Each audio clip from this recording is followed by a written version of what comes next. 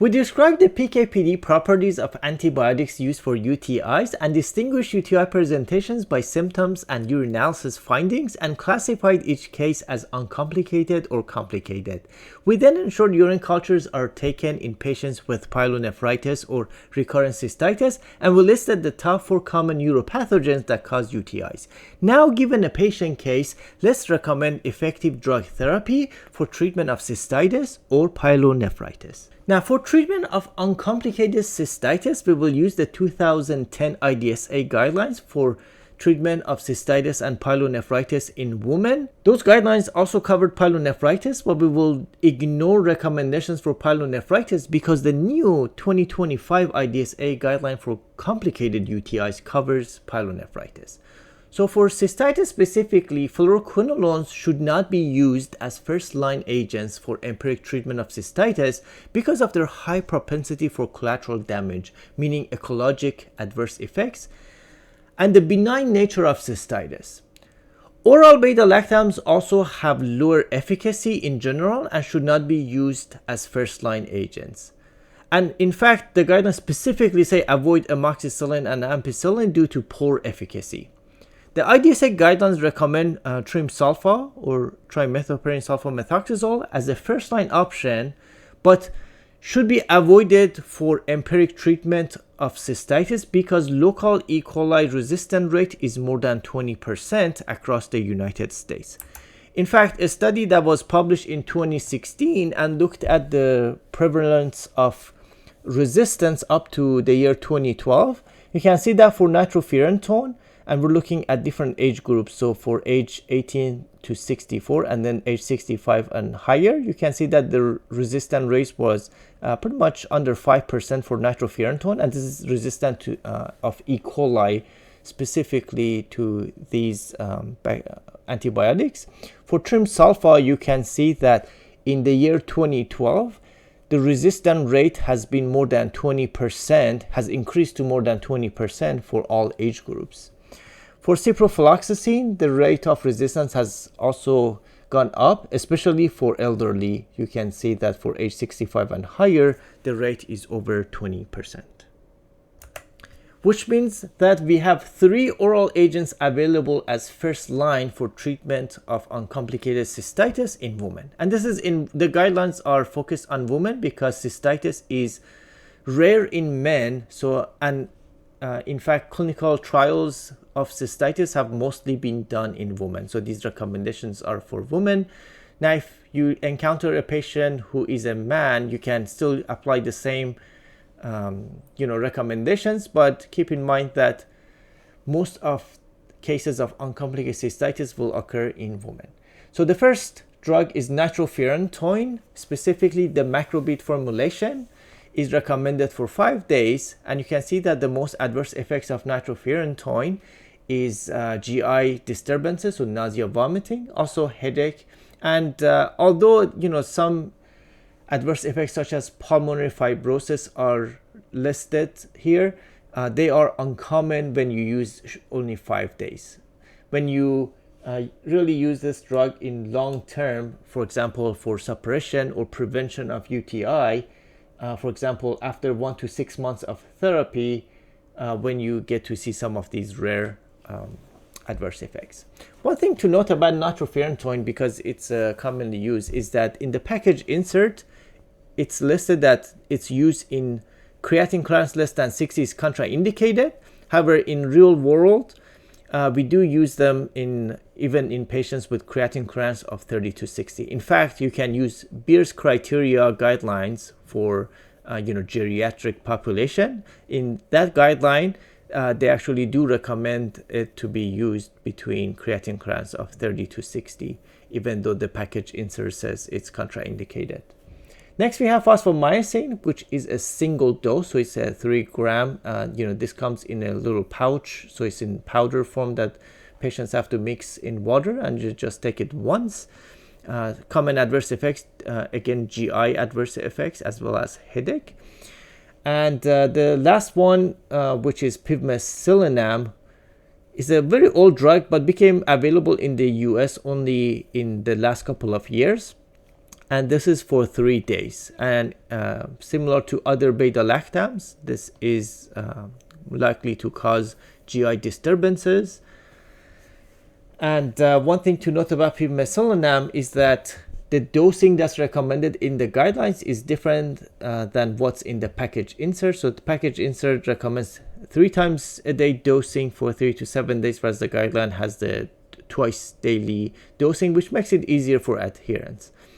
Also with nitrofurantoin, keep in mind that it's dosed 2 times a day for 5 days. So, when it comes to adherence, perhaps fosfomycin is more friendly, but probably the most effective among the 3 would be nitrofurantoin. So most commonly, nitrofurantoin is used for treatment of uncomplicated cystitis.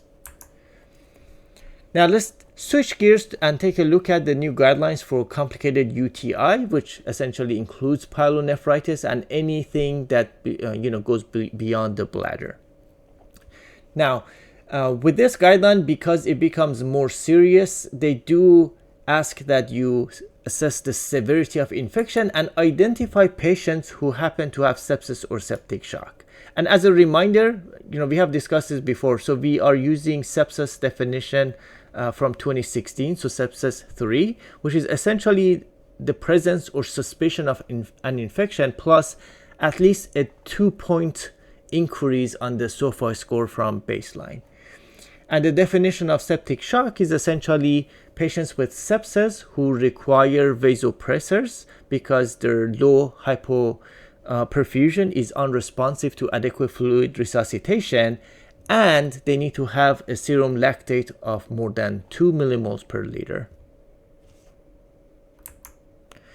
Now let's take a look at the preferred and alternative available agents for patients with sepsis. So essentially, 3rd generation and 4th generation cephalosporins, piperacillin, tazobactam, fluoroquinolones, and carbapenems are preferred agents. And on the next slide, we will talk about what to consider when you choose one of these first line agents. In other words, we're not going to randomly pick something from this list. We're going to use patient-specific factors and other things that we will discuss shortly.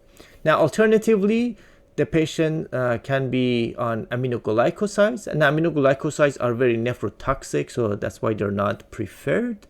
And then we have the big guns. So we have novel beta-lactamase inhibitors that are reserved for very resistant organisms, so organisms that are resistant to carbapenems and some of these other preferred agents. The same is true for cefiderocol. So cefiderocol is reserved for very resistant organisms. Now, if the patient does not have sepsis, you have the choice of IV route or PO route, because for sepsis, all of these agents, they are only available as IV, so you don't even need to, with the exception of fluoroquinolones that are available in as a oral. Pretty much you want to do IV antibiotics. So even 3rd generation cephalosporin, some of them are available as PO, but you pretty much want to start as IV because of the severity of disease. And that's because patients may not be able to tolerate oral. So they may be nauseated, they may be vomiting, or they might have GI issues that prevents absorption of oral medications, as well as, because we have to wait for the absorption, that can actually delay the presence of antibiotics at the site of infection. So that's all reason to use IV antibiotics in the presence of sepsis or septic shock. But in the absence of sepsis, because the risk of mortality is extremely low, you have the option of IV or PO, and you have to use your clinical judgment, again, to see if someone can tolerate PO or should they receive IV initially. So we are talking about empiric treatment initially before we have the results of urine cultures. So essentially, because there is no sepsis, what you will not see listed as preferred is carbapenems. So you should not be using carbapenems. So carbapenems will be alternative. So you should reserve it for patients that are at risk of resistant to some of the first line agents, which are 3rd and 4th generation cephalosporins, peptazo, and fluoroquinolones. And then for patients that we can use PO, options include oral fluoroquinolones and, of course, oral trimsulfa. And then alternatively, we have oral beta-lactam such as amoxicillin clavulanate and select oral cephalosporins that we will discuss shortly on which agents specifically. One thing to keep in mind is that you should use clinical judgment to decide whether the patient is likely to have non-enterobacterialis organisms. For example, if a UTI is caused by Enterococcus or Pseudomonas or even MRSA, or a highly resistant urinary pathogen based on prior culture and antibiotic exposure. And that's when you would lead people to use some of the alternative agents and also to choose carefully from preferred agents. Now, Staphylococcus aureus is not a common cause of UTI. Occasionally, for example, someone who has a suprapubic catheter, so that's essentially a catheter that goes from the outside through the skin into the bladder to help someone avoid their urine. And that essentially opens the door for skin organisms to get into the bladder. So that's the one of the examples of where you would potentially have MRSA making its way into the urine and cause an MRSA urinary tract infection. So it's rare, but it's possible. The other is that if someone already has MRSA bacteremia as a result of another source, and then because blood goes to the urine, MRSA can actually make its way through the descending path and cause urinary tract infection. So those are two potential possibilities for MRSA. So again, use your judgment to see if pretty much these agents do not, most of these agents do not have MRSA activity. So if you encounter such a situation, you should make sure that you have MRSA activity on board, which again is extremely rare. Now let's take a look at some factors to consider when choosing from those lists. So patient-specific risk factors for resistant uropathogen. So essentially, the guidelines recommend to avoid antibiotics to which the patient has had a resistant pathogen isolated from the urine in the past 12 months. So if somebody just had a pyelonephritis and you find a urine culture from 6 months ago and you see that it was E. coli resistant to fluoroquinolone, then you should suspect fluoroquinolone resistant. Or if you saw third generation cephalosporin resistant, you should suspect third generation cephalosporin. The same with trimsulfa. Now there's only these three are listed because these are the three that have been studied, but you can anticipate the same principle could apply to other agents. For example, let's say if somebody had E. coli resistant to cefepime, which is a 4th gen from 6 months ago, you should probably anticipate cefepime resistance. Now that doesn't mean that there is 100% that you will see the same resistance. This is just telling you that there is a very high likelihood to see that resistance. So when you're guessing empirically, you should keep this in mind. Of course, when the urine culture results come back, you should tailor the treatment based on the results of that. The next thing to consider is avoid fluoroquinolones if the patient has been exposed to fluoroquinolones in the past 12 months. In other words, if 6 months ago the patient took fluoroquinolone for whatever reason, so let's say for another infection, not even a UTI, you should anticipate that there could potentially be resistant to fluoroquinolones just because there is a high propensity for gram-negative organisms to develop resistance to fluoroquinolones once they see fluoroquinolones. Now, other patient-specific considerations include risk of allergic reaction. So you can, essentially eliminate options from the preferred list. If the patient has allergy to one of the agents, or if you find other contraindications, or if you potentially find drug-drug interactions. So that should be something to keep in mind. And lastly, when it comes to sepsis specifically, because empirically we are guessing, which agents would most likely cover the causative pathogen, the guidelines recommend to use antibiograms to help you. If the antibiogram is local, it is recent, so in the last year, and relevant. For example, if you have a antibiogram specifically based on urinary isolates, then you can use that. Now, they make no recommendation for or against using antibiotics outside of sepsis because there is not much evidence to show that whether it makes a difference if you use an antibiotic. But again, if you have it available, by all means, you can use it.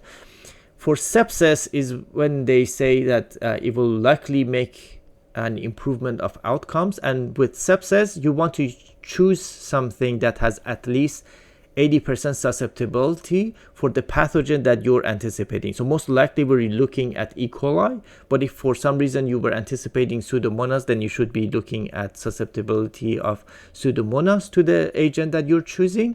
And for septic shock, they're saying the threshold should be 90%. So because people are much more likely to die if we get it wrong, you want to choose agents that have at least 90% susceptibility on the antibiogram. For patients who were initially on parenteral antibiotics, these are the criteria for transitioning from IV to PO. So it's always best to transition to PO because oral antibiotics are less likely to have complications, and also gets patients ready for potential discharge from the hospital if the patients are in the hospital. So first thing is we have to make sure that the patient is clinically improving. It's difficult if the patient is not improving, it's difficult to make an argument for switching from IV to PO. The patient should be able to take oral medications. In other words, there should be no malabsorption, no short bowel syndrome, no ileus, which is an obstruction, no severe diarrhea, no motility disorders, no vomiting, no delayed gastric emptying, or no reduced gut perfusion due to shock. These will essentially reduce the efficacy of oral antibiotics. The third thing to consider is an effective oral option should be available. So if you have ruled out the other all the options on the list, then you're out of luck. So what they mean by effective is that based on the urine culture, you have to make sure that the agents are active against the causative pathogen, and to make sure that they achieve therapeutic levels in the urine and relevant tissues. And by relevant tissue, for example, if someone has pyelonephritis, you have to make sure there is sufficient concentration of the drug, not just in the urine, but also in the parenchymal tissue in the kidneys. Or if someone has bacteremia, you have to make sure there is sufficient levels of the drug in the blood. Fourth thing to consider is, if applicable, source control should be achieved. And most commonly in urinary tract infections, if the patient has urinary obstruction, that's what needs to be controlled. So the relief of urinary obstruction. And lastly, there are no patient-level psychological or economic factors that would favor the IV route. In other words, if you're sending someone home on a prescription of oral antibiotics, but they don't have access to getting that prescription filled, then that's a reason to keep them on IV in the hospital and finish the course before sending them home. Now, here are considerations when choosing oral agents for treatment of complicated UTIs. So in general, avoid ampicillin, cefadroxil, cefaclor, cefdinir due to poor bioavailability. And this table just showcasing what percentage of these oral agents are absorbed, and then of what's absorbed, how much of it actually goes to the urine. And some typical doses, which you don't need to memorize, but what you need to understand is that so you obviously avoid the ones that are listed in red here because of poor bioavailability. But should you need an oral agent, the high bioavailability agents include fluoroquinolones. So ciprofloxacin and levofloxacin have excellent bioavailability, as well as trimsulfa. And then beta-lactams in general considered to have poor bioavailability. A couple of exceptions are cephalexin, which has great 90% absorption, as well as amoxicillin clavulanate, which has high oral absorption. So should you need an oral beta-lactam, it's recommended to use either amoxicillin clavulanate or cephalexin. And when you do use them, use pretty much higher doses than typically used or listed in common drug information resources just to make sure that you improve the efficacy for this indication.